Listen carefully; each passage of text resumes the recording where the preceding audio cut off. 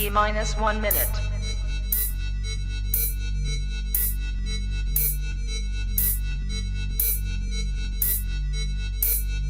T minus 50 seconds.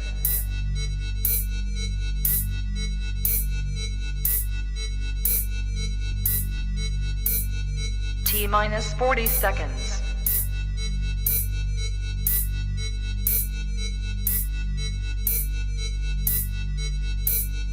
T minus 30 seconds.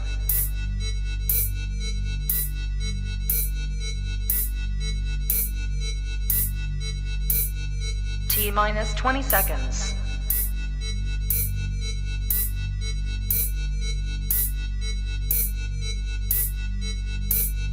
Ten, 9, 8, 7, 6, 5, 4, 3, 2, 1, 0.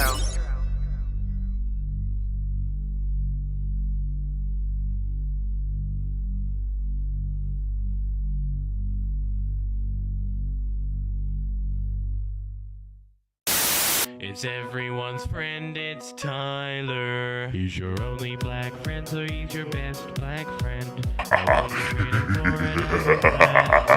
Because black friends are rare, as you should be aware. He smiles like Richard Pryor, so just sit and stare.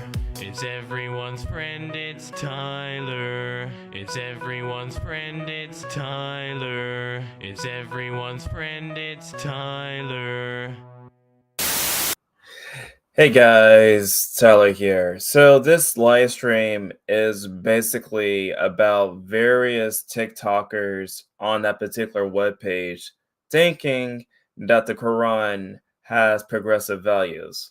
Now, this is not necessarily, you can say, that surprising to me, largely because more recently I did a whole entire live stream where I basically talked about how many people who consider themselves to be Gen Z actually support Hamas in comparison to Israel. I believe it was like the vast majority, according to the data, that's supported by at least 40%, and of course something along the lines for Israel. And also I mentioned during the more recent live stream that more or less they think that people like Osama bin Laden is actually a good guy. And as of recently, it's been brought to my attention that many people are trying to find things that are considered to be progressive within the Quran. And we're going to see like a whole series of videos as well as various articles about the said topic. Now, this video in particular caught my attention. And so what we're going to do is we're going to stop the video, respond to every single last point, and hopefully I will get my point across on why exactly this idea is not necessarily the most wise of the bunch. The Quran, and I am so excited about it. People thought when I first asked that I just wanted to read it out of curiosity, but I want to read it to study it. I started following somebody on social media that teaches the Quran and hosts a Quran book club for Muslims and non-Muslims, so I'm really excited to start going to that. She was describing the chapter of the bee, and that just blew my mind. Like the way that she describes things, the way that the Quran describes things actually makes sense to me. And also, did you know that Allah is beyond gender? Did you know that actually scholars believe that there are two Qurans, the Quran of nature and the Quran, the actual book? And did you know that each chapter is named after a natural phenomenon? I don't know. This whole book is just blowing my mind, and I am so excited. I got sticky notes so that I could mark out things that I was drawn to. And I'm not even through the first chapter, and I already have a bunch of sticky notes. I'm definitely going to have to buy more tabs. I'm honestly having a whole revolution with myself where the way that I describe the universe and the things that I believe in are actually described in the Quran of believing in Allah. And I've never thought that I believed in God before. And now I'm really having a revolution of self of, I think I actually believe in God. If you've been curious, I really recommend it. There are a lot of people who are converting. There's a lot of people who are reading it. I'm not saying I'm going to convert. I'm not saying that I wouldn't. And I don't know. I know that this is exactly what I need right now. I just wanted to say thank you and just point out how excited I am. Just started reading the Quran. First and foremost, I think it's very important to point out that the creator video that I just played just right now is actually somebody that considered themselves to be like pro-Palestine. And judging from the facial expression, I'm assuming this person is transgender. And I think, to best understand where exactly I'm trying to put this, we need to actually know the context and what exactly the text had to say. That way, I want to make my argumentation on why exactly a person like this person right here is actually a bad idea. And I have plenty of verses, basically, of course, about what it says pertaining to this particular issue about homosexuality, okay? So, according to chapter 4, verse 6, it says right here, if two men among you are guilty of lewdness, punish them both. If they repent and amend, leave them alone, for Allah is oft returning most merciful. We also have this verse right here too, where it says, we also sent Lot. He said to his people, do ye commit lewdness such as no people in creation ever committed before you? For ye practice your lust on man, preference to women. Ye are indeed a people transgressing against boundaries. And his people give no answers but this. They says, drive him out to your city. There are indeed men who want to be clean and pure. But we save him and his family, except his wife. She was one of those lagged behind. And we ran down with a shadow of brimstone. Then we see what was the end of those who indulge in sin and crime. And this is like another verse right here. I got at least 3 more verses from the Quran. It says right here, of all the creatures in the world will ye approach males and leave out those whom Allah have created for you for your mates? Nay, ye are a people transgressing all limits. They said, if thou didst not, O Lot, thou wouldst assuredly be cast out. He said, I do not detest your doings, O my Lord. Deliver me and my family for such things as they do. So we deliver him and his family, all except an old woman who lingered behind. Then afterward we destroyed the others. We ran down on a shadow of brimstone, and evil was the shadow of those who were abolished but not headed out. The 2 other verses continue right here. Lot as a messenger. Behold, he said to his people, do you not what is shameful through ye see as equality? Would you not really approach men in your lust rather than women? Ye, you are a people grossly ignorant, but his people give no other answer but this. They said, drive out the followers of Lot from your cities. These are men who want to be clean and pure. Then we save him and his household, save his wife. We thus inherit to be those who stay behind, and we ran down them a shower of brimstone, and evil was a shower on those who were abolished but not headed out. And the final verse that pertains to Sodom and Gomorrah about this whole entire verse about homosexuality, it says, Lot, behold, he said to his people, you do not commit lewdness, such no people in creation ever committed before you. Do you indeed approach men and cut off the highway and practice wickedness even in your councils? But his people give no answer but this. They said, bring us to the wrath of Allah if thou tellest the truth. He says, O my Lord, help thou me against people who do mischief. When our messenger came to Abraham with the good news, they said, we are indeed going to destroy the people of this township, for they are truly addicted to crime. Now, besides the whole entire issue about the Quran, Muslims also follow something that is known as the Hadith. This comes directly from Bukhari. The Prophet, referring to Muhammad, says right here, those who are in the substitute assume the matter of women, and those women who are assume the matter of men. And he says, turn out your houses. The Prophet turns out such and such men, and Umar turned out such and such women. Another verse right here says that the Prophet cursed effeminate men and those who assume the substitute matter of men. He also says to turn out your houses. He turned out and such person out, and Umar turned out such and such person. Now, this right here goes into like more details about the punishment against the homosexuals within the context of the other verses that I just read out loud. It says, if you find anyone doing as lost people did, kill the one who does it and the one who has been done. This one also says right here, if a man is not married, is seized committing sodomy, he will be stoned to death. This one right here said, a man should not look at the private parts of another man, and a woman should not look at the private parts of another woman. A man should not lie with another man without wearing lower garment under one cover, and a woman should not lie with another woman without lowering garment underneath one cover. So basically, in other words, it seems as though that there are plenty of verses based upon what I just showed you guys right here that it openly calls for the death of homosexuals. And of course, I remember showing you guys earlier about the video, what I just showed right here, of this transgender person promoting the Quran. And going by Islamic texts, they would actually have people like that person in that video pretty much unalive because they would not tolerate such people right here.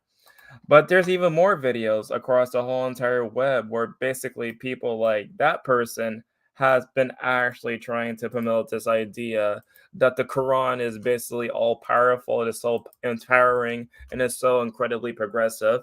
So we're going to see a montage of different videos where they're doing the exact same thing that I reacted to just a minute ago, saying how incredibly progressive it is by just simply reading the Quran. So let's go right here. Salam. Good morning. And this is why so many people are starting to read the Quran. So I ordered a Quran and I just wanted to show you how heavy. Okay, so I'm an ex-Christian reading the Quran. Today I'm going to go through fighting war. Started reading the Quran. This is the We're on the Quran, and we're on Joseph. So I have started already tonight a little bit. It is my first time reading the Quran. I thought I would share my thoughts on the first. This sentence from the Quran just answered a question I. Okay, guys, so I got the Quran. I got like a version that I. So I'm an atheist who recently got a copy of the Clear Quran to start reading. I just started reading the Quran and I am so excited about it. I started reading Quran. I just started reading the Quran. I've been reading the Quran, and I have a. Salam. Yeah, all these people, by the way, like a lot of these people who are doing this kind of videos about just reading the Quran, they just so happen to, support people, I guess, who are pro-Palestine, right? And I think what they're happening right now for this particular case is that they're seeing the lens of oppressor versus the oppressed.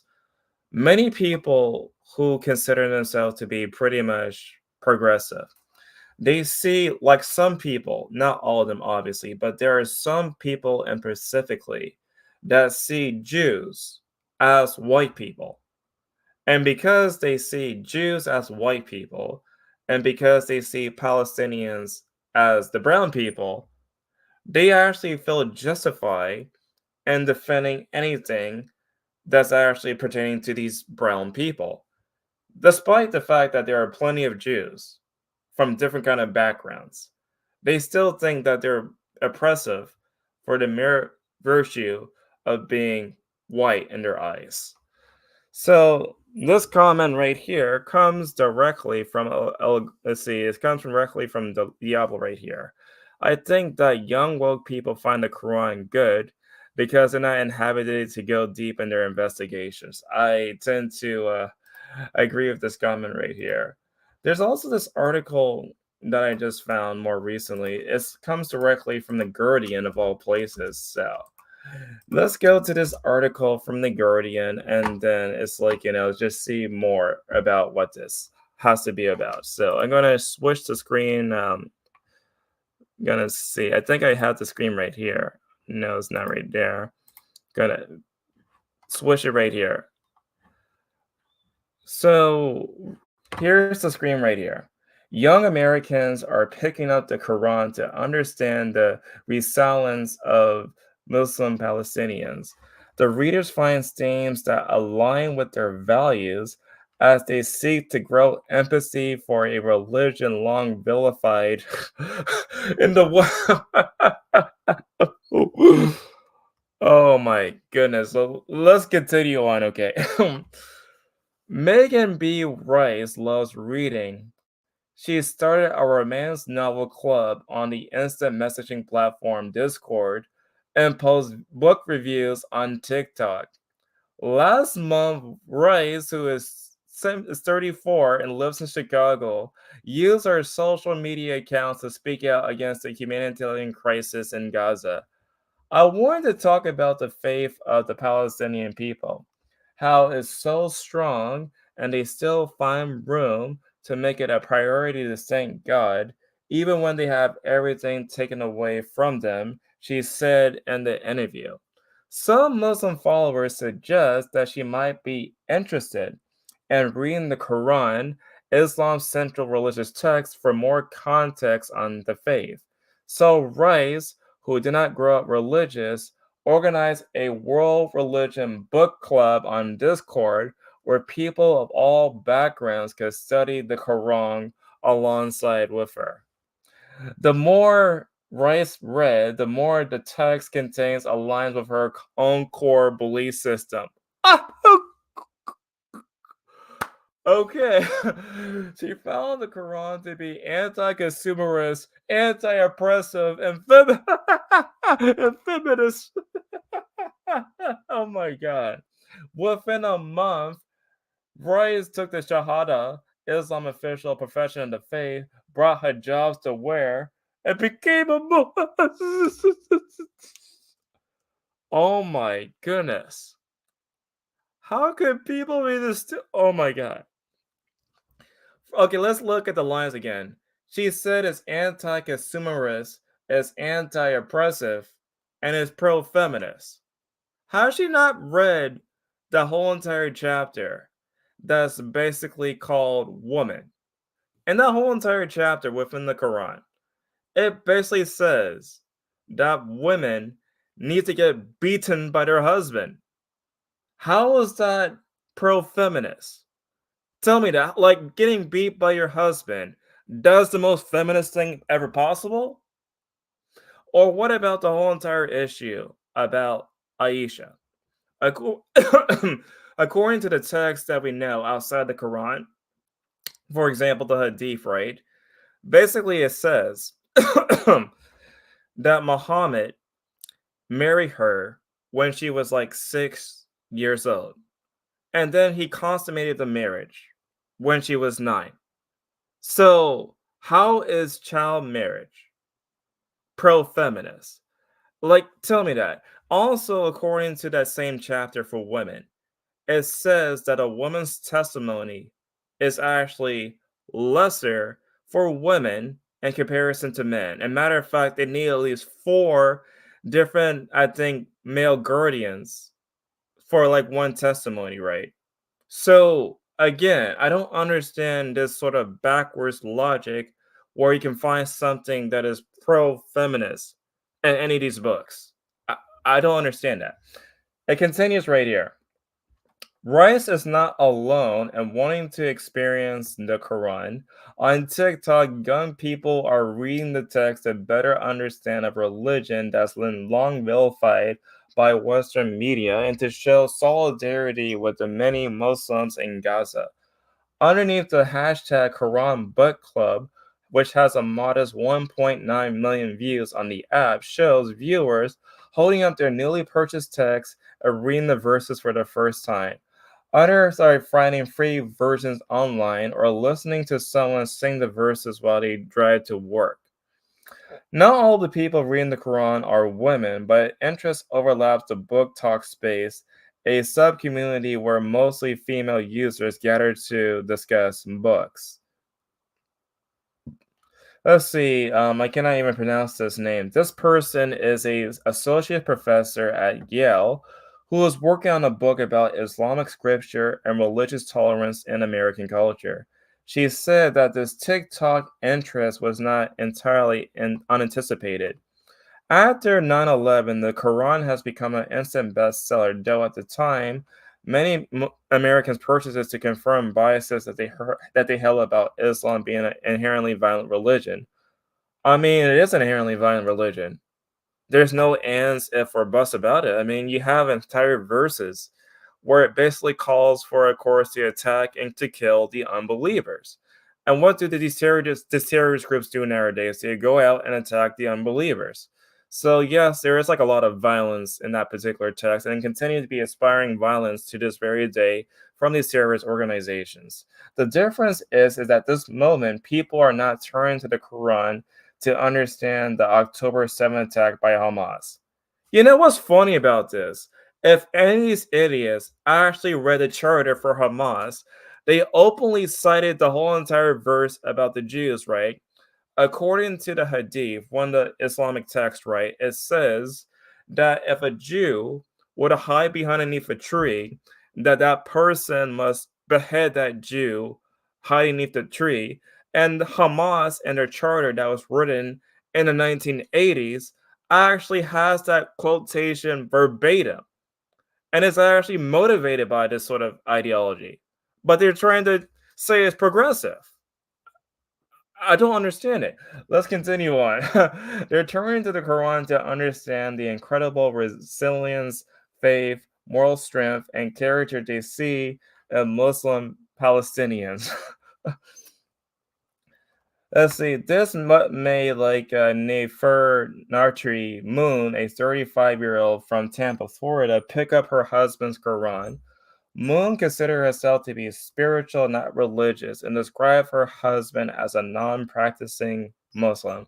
I wanted to see what made people call to Allah when they stared death in the face. Seeing passage after passage resonated with me. I began to have such an emotional attachment to it. Because of this, Moon also decided to take the Shahada, became a Muslim revert, a term some Muslims refer for during the religion. I can't explain it, but there's a peace that comes with reading the Quran.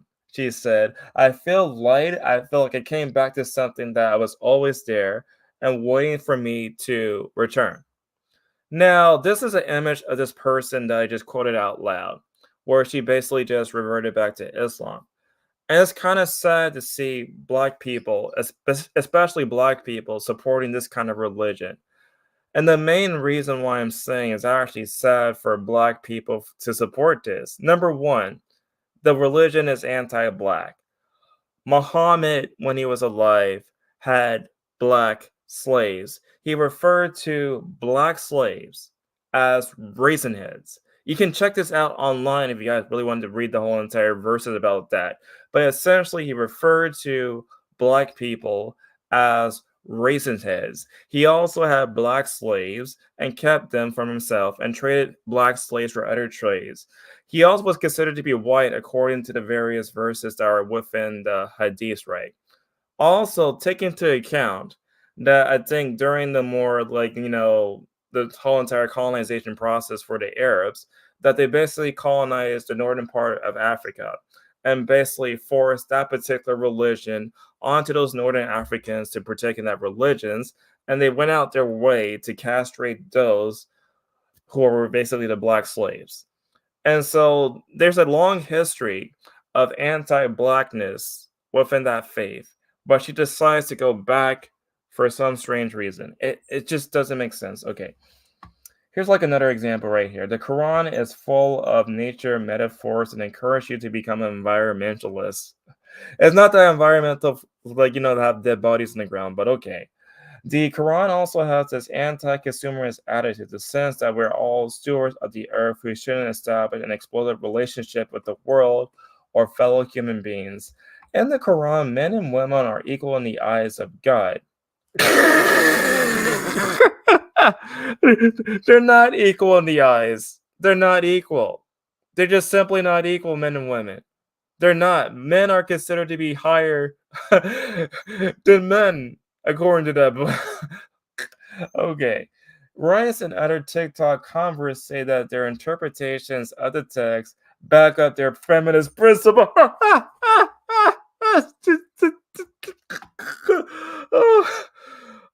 my goodness, they're feminist, they're feminist principles. Oh my goodness. Okay.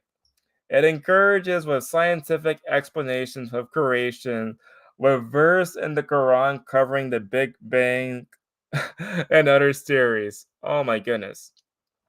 You know what's funny about the scientific claims, right? Is that like a lot of the scientific claims are funny to me. For example, it says that basically how the embryo actually develops according to the Quran is actually a blood clot. It says that embryos are blood clot. It also says in the Quran that basically the sperm develops directly from the backbone. And I'm not even joking, by the way. It actually says that. Another claim that is like, so funny to me is the fact that it claims that there are also talking ants. Not, of course, we do know that, of course, ants have a ability to talk, of course, not necessarily verbally, but other kind of ways. But it says that ants specifically can talk to humans. And that's not true. So there's like a lot of claims in the Quran that's not necessarily, you can say, scientifically true, but okay, let's go on. Sylvia was a graduate school after the 9/11 admits and a string of hate crimes against Muslims and xenophobic language used in the media. I was very interested in what's going on, comparing it to the history of Japanese Americans at the Pearl Harbor. I started to look into it my own, meeting actual Muslims, and I was floored when I did my homework on Islam. Along the way, she converted to Islam. Like a lot of these people. So basically, a lot of the themes that I've seen so far from these accounts in this particular article is that they had this sort of book trend. They followed the book trend. They try to put their own personal feminist views in the text, and they end up coming out as Muslims because they try to do that. I just don't understand how could he possibly say it's feminist.